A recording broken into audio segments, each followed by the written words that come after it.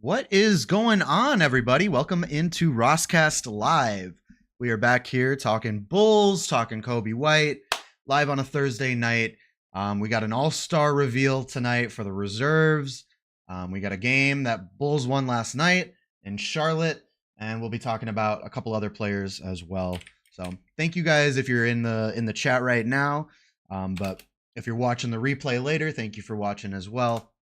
And let's just kind of dive right into it, man.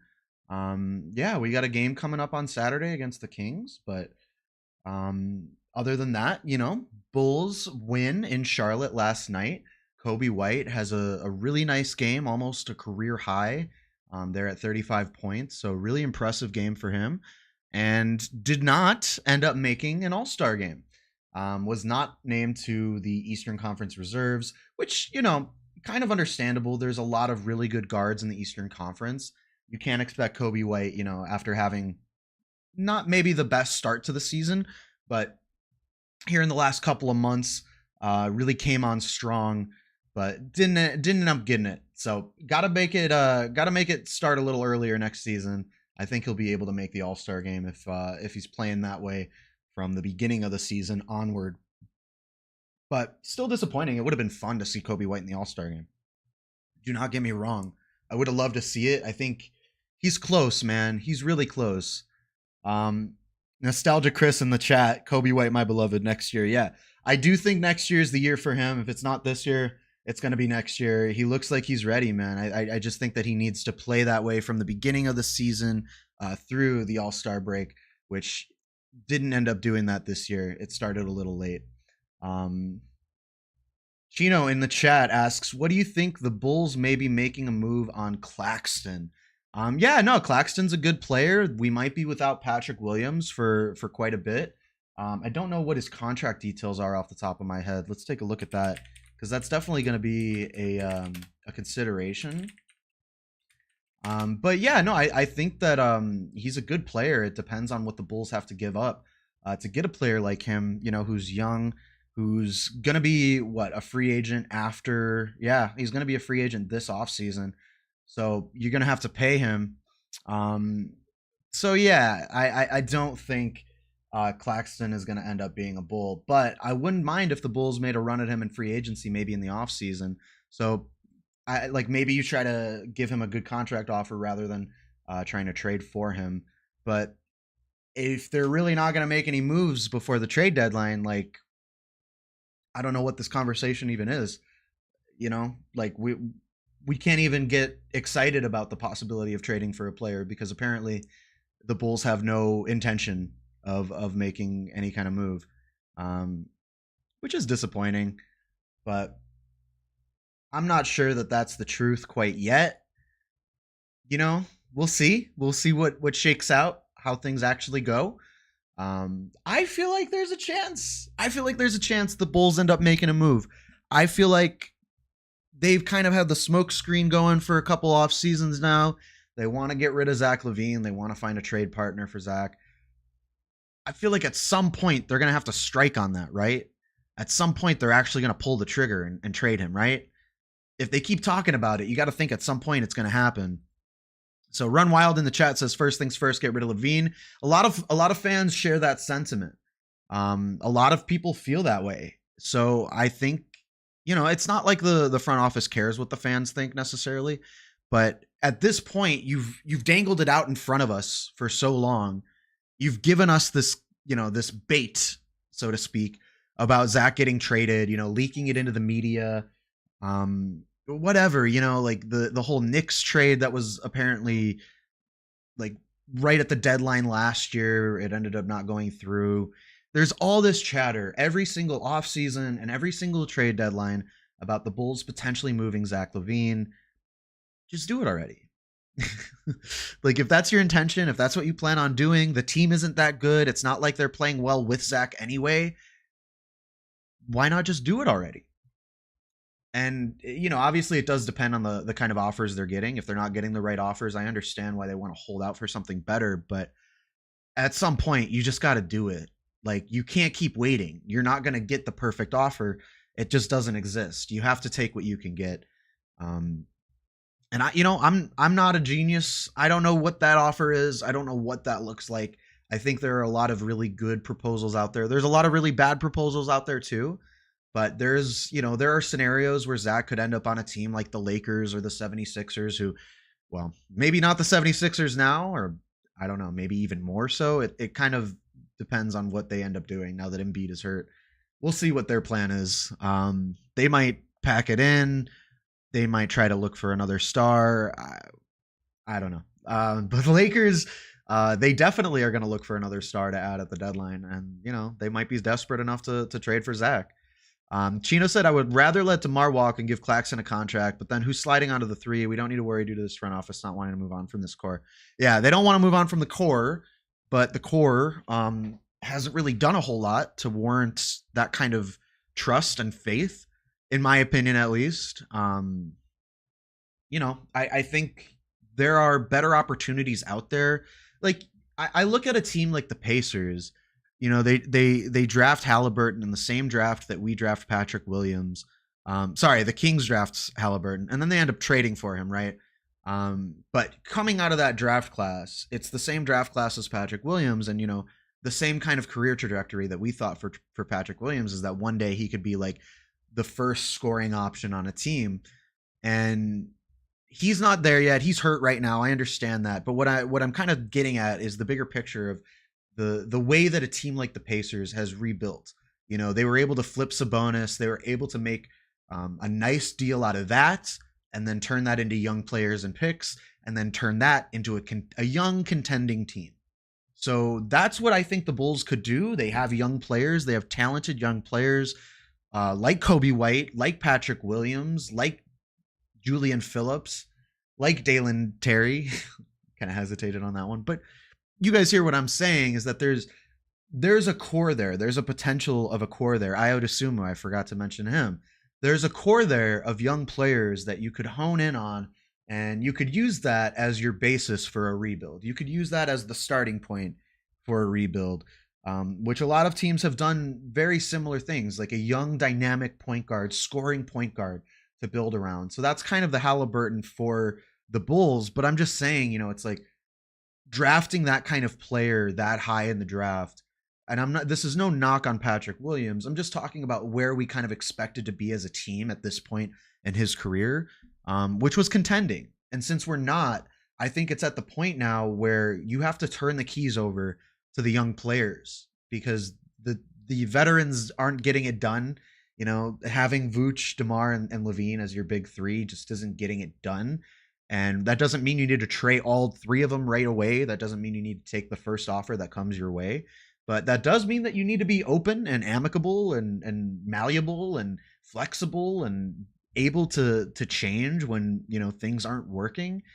And that's what the Bulls don't really do. They don't really change course when it's not working. It's continuity. It's doubling down. It's, this is going to happen the way that we want to do it. And we're hopeful that one day, the stars will align and things will work out. So I just think it's foolish to keep waiting for that day. Doesn't appear to be coming. Let's see what the chat's saying though. Chino, Julian looks like such a stud. Sucks we won't be seeing much more from him after P. Will and Craig come back. Yeah, I think that's kind of what I'm getting at, right? That's kind of the point that I'm getting at, is like, when you bring back, Torrey Craig, which I like Torrey Craig. I think he's a good player, but you bring back Torrey Craig. You have, like Javon Carter taking up minutes. You've got all these guys who need to get minutes under Billy Donovan. And it's not a focus on developing that young talent. It's not a focus on letting Patrick Williams, get those reps and finding out, can he really be that guy? Can he be that number one scoring or number two scoring option? And do that night in and night out, while also being, the best defender on the team. And same thing for Coby White. Can he be a closer in clutch moments? Like, can you put the ball in his hands? And I think you can. I think he's proven that you can, but he needs to be able to do that on a regular basis. It's no knock on DeMar DeRozan, but when he's just dribble, shoot for, half the game, that's going to take away from reps, valuable reps that you could be giving to guys like Coby White. Iodosumu, Patrick Williams, even Julian Phillips. So that's why I think the Bulls need to pick a direction. And we've been saying this for so many years. We've been saying this for what, 2.5 years now? I think it's been long enough. Pick a direction, rebuild, or contend, and they have not been able to contend. So the other option is rebuild. Um, what's up, Mike? Finally checking out one of the streams. Appreciate you hopping in the stream, man. Bulls fans think Coby is an all-star. He's in the conversation for most improved, but we're historically delusional. Hope we can see him continue to assert himself as the starting point guard. And also, yeah, on that team-friendly contract, which we love. Yeah, no, I said it at the top of the live, but I think it makes sense that Coby didn't end up making the All-Star game. I'm memeing a little bit on Twitter, having a little bit of fun. But you guys know I'm realistic. I'm level-headed about these things. I understand why Coby White isn't an All-Star reserve this season. It would have been fun. It would have been cool. But I think he's close, and I think next season, which I already said, I think if he continues to play the way he's playing, and he's able to play that way from the beginning of the season through the All-Star break, he's definitely going to be in the conversation more heavily. Just because there's so many good guards in the Eastern Conference, the competition's heavy. It's an uphill battle. It's not an easy battle to win, to be one of those Eastern Conference guards in the All-Star game. So shout out for Coby for even being in the conversation, truthfully. I mean, that's a big deal on its own, but I think he's definitely a lock for, a top 3 vote on most improved player and might even win the award. He's just got to keep playing the way he's playing, and I have no doubts. I have no doubt in Coby White. He's not given me any reason to doubt him. You know what I mean? So I don't think that Coby is going to be like a one and done kind of like, I don't know, 1 year sensation, Linsanity kind of player. Nah, I think Kobe's here to stay. I think he's the starting point guard. Yeah, Chino, good point. So Billy Donovan, at the end of the day, he's the one calling up those plays for DeMar at the end of the game. Can't even call up a good inbound play. That's been one of our criticisms for Billy for a while, right? Is that he doesn't call good inbound plays. He doesn't call good end of game plays for, guys who are feeling it, for guys who are hot. I think he learned his mistake taking Coby White out of that play-in game. I feel like he's learned from that mistake. I think he's not going to make that mistake again. That said, there are still times where, like Andre Drummond's a good example, where we see, a guy who's having a hot streak who inexplicably is just riding the bench, and you just kind of wonder to yourself, what's Billy Donovan thinking? Like, why is he not in the game? So yeah, those are definitely things that are concerns, and I think it's something that you take the good with the bad with a head coach like Billy Donovan, right? Because he's not the worst head coach in the league, and I think a lot of Bulls fans, they have criticism for him, which is totally warranted. But then they end up saying, he's the worst coach in the league, or he's one of the worst coaches in the league, and he needs to be fired. Which, you can say whatever you want to say about whether he needs to be fired or not. I don't really have a strong opinion on that. I don't think that they're going to find a better coach on the open market than Billy Donovan right now. But anyway, with that said, yeah, no, I think you take the good with the bad with Billy Donovan. It's not all going to be rainbows and sunshine, but it's not also going to be, we're not a bottom 5 team in the league. But that goes back to the mediocrity thing of like, the Bulls are okay with being mediocre. Mediocrity is okay in Chicago. So I do understand the frustration, and I echo it. I'm with you guys. I totally understand it. I just think that, right now where the Bulls are, Billy Donovan, firing him isn't going to fix all of our issues. You know what I mean? So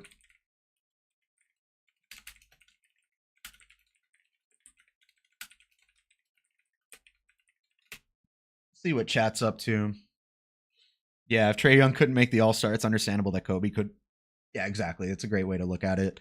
I would hope AKME traded Caruso and Drummond. They have no reason to be here when they could be out there helping contenders. Caruso's value is at an all-time high, and Drum could possibly walk in free agency. Yeah, so you know what, man? This is a great point, and I think let's talk about the idea of trading Caruso, because I go back and forth on it. I'm a big Caruso fan. I love Alex Caruso. I would hate to see him, leave Chicago, but it's true that his value could not be higher. This is, he's having his best season shooting the ball. He's been really involved in the offense. Obviously, he's a stud on defense. His value could not be higher right now. He's not really doing anything to, you know, elevate the Bulls to being a playoff contender. Unfortunately, he can't do that on his own, but he could be a great piece for a contender, and they might be willing to give up something pretty valuable to get him. So yeah, I think I've talked about this on my channel before. I think if you're going to trade Alex Caruso, you trade Zach LaVine separately in two separate trades to try to maximize that value. And if you trade Alex Caruso this offseason, trade Zach LaVine too. Even look at trading DeMar DeRozan, because right now is the time to strike. The longer you wait, the more you're going to have to look back on, you know, times that you could have been developing these players. They could have been playing. They could have been, you know, growing as a team. Instead, you're dragging your feet on trading LaVine and getting that return and finding out what that return even is. So, yeah, man, that's where I'm at with that. I think the Bulls should definitely, yeah, they should definitely strike while the iron's hot. Drummond's another guy, same kind of deal where it's like he's on an expiring deal, probably won't re-sign with the Bulls next season, probably could make more money out there on the open market. Why not? Why not see what you can get and then give some run to the young guys, Terry Taylor, Adama Sanogo. I mean, youth movement in Chicago, man. That's what we've been talking about. That's a rebuild. That's a proper rebuild. Is when you kind of hit that reset button and you let the young guys let them run, let the young guys play. Yeah, better to trade them right now while teams are offering for him than waiting it out and trying to give them away once they decline, like we saw with Zach and DeMar. Chino, couldn't have said it better myself, man. Exactly. The longer they wait, the worse it gets, the worse the return gets. Yeah, you just don't want to trade Zach and Caruso to the same team at the same time. That could be a little troublesome. That could cause a little bit of a stir. You don't want to make one team too powerful, and at the same time, you don't want to minimize. You don't want to, you know, stranglehold your return to just that salary that you can fit within Zach and Caruso, because I think that you could get, you know, two draft picks here, two draft picks there. That's 4 draft picks versus 3 draft picks for both of them combined. So that's where my thought process is on, you know, trading Zach and trading Caruso and Drummond and all those guys. But yeah, I mean, we're gonna see.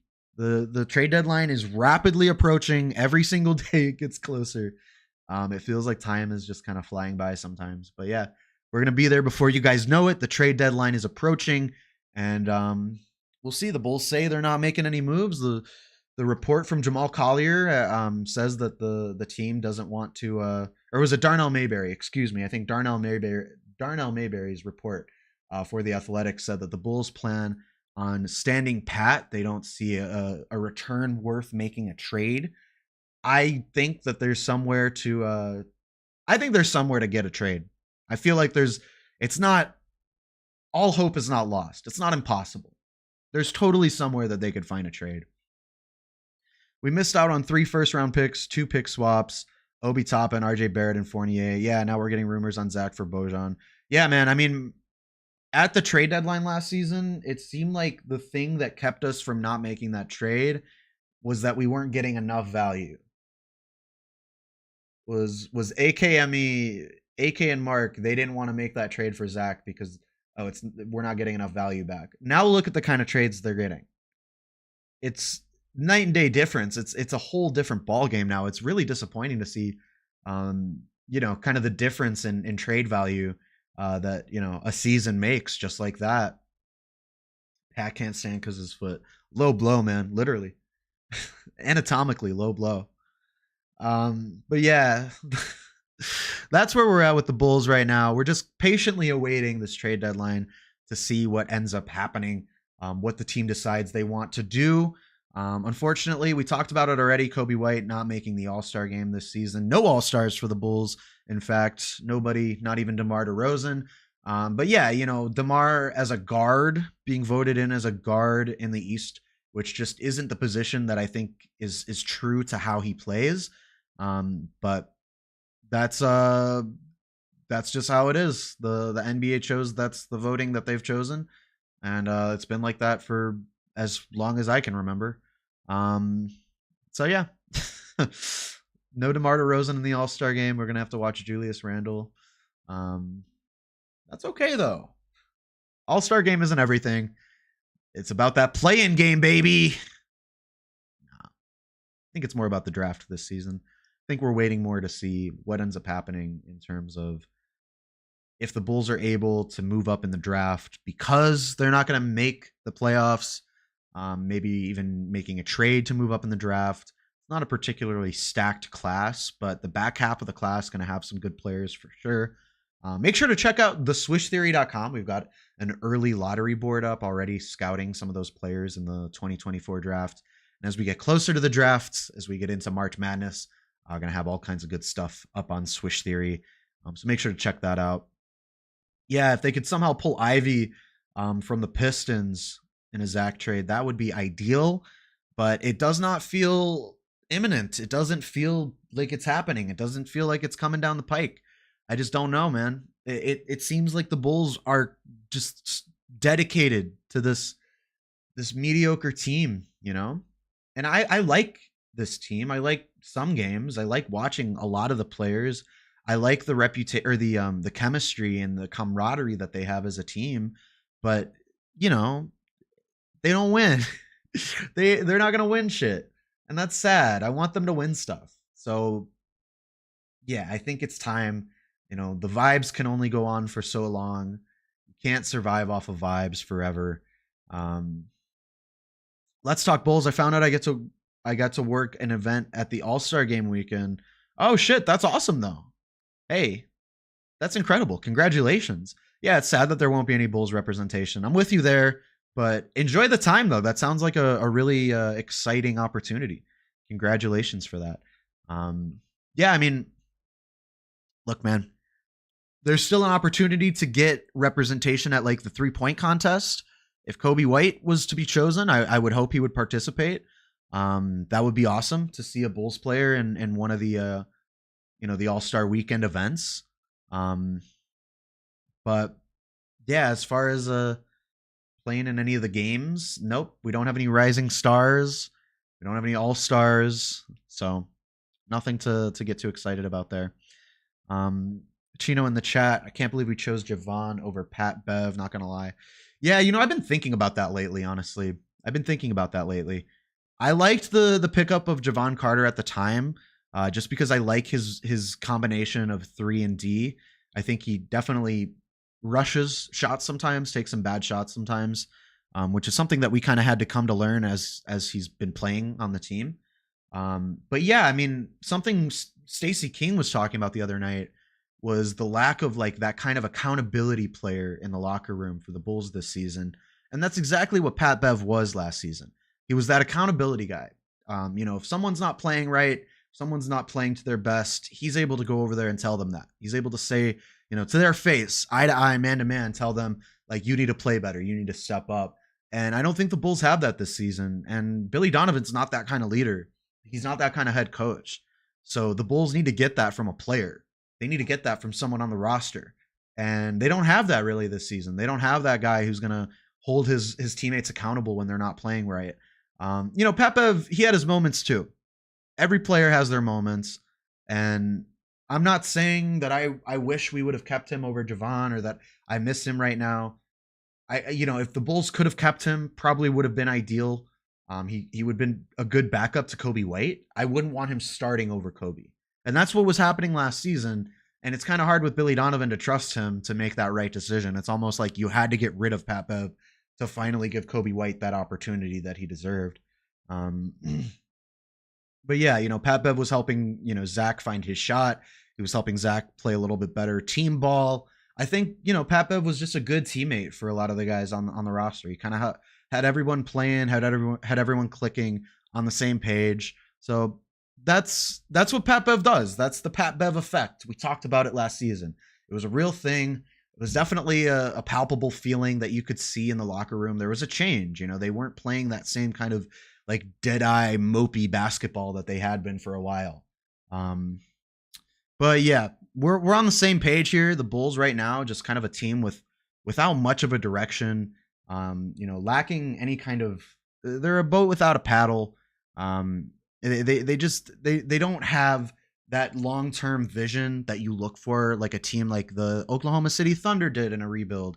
San Antonio Spurs did in a rebuild, even the Indiana Pacers in a rebuild. We talked about them a little bit earlier. Like there are so many teams that have executed rebuilds in the same time frame that the Bulls have been trying to make the continuity era work.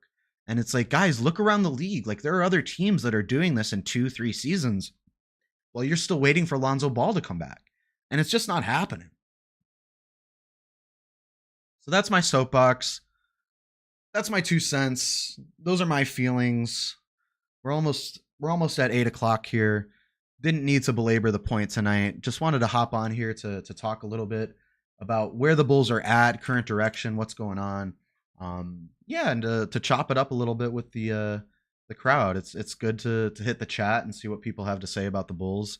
I appreciate all the folks hopping in tonight and chatting with us. And thank you guys for joining the ROSSCAST live. I'm gonna probably end it here. We'll have this on all platforms. I'm gonna post this as a podcast, so check that out. If you guys listen to podcasts on Apple, Spotify, should be on all those platforms. If you haven't already, make sure to like and subscribe. Thank you guys for joining me so much. I really do appreciate it. Oh, one more question before we get out of here. Chino, sneaking one in at the buzzer. Would you rather be mid with young and exciting talent than young with washed vets, if that makes any sense? Let's cap it on that one, man. Let's leave it on that. Is that I think the team would be much better off being mid, but being fun to watch because they have young talent, right? They're a bad team, but they're fun to watch because we get to see that young talent grow and develop and hopefully turn into a contender one day, versus watching veterans just kind of lose sometimes, and most of the time, in fact. So it's depressing. It's not fun basketball. But the Bulls did just win last night, so I don't want to leave this on such a negative note.